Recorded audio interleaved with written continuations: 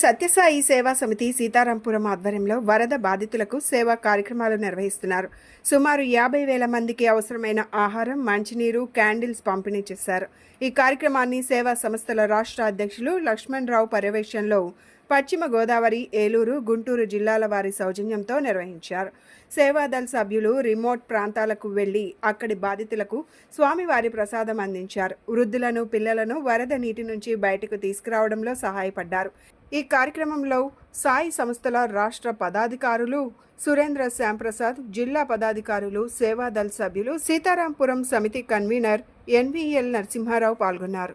Special తెప్పల పైన కూడా ఈ పదార్థాలన్నీ కూడా తీసుకెళ్ళి ముందు ఫస్ట్ వాటర్, ఫుడ్, బిస్కెట్స్, రస్కులు, అగ్గిపెట్టెలు, క్యాండిల్స్ ఇవన్నీ కూడా మేము తీసుకువెళ్ళి వాళ్ళ డోర్ స్టెప్కి అందజేయడం జరుగుతూ ఉన్నది. మరియు ఈరోజు 4వ రోజు. ఈరోజు సుమారు 10 బ్యాచెస్గా విడిపోయి ప్రత్యేక వెహికల్స్లో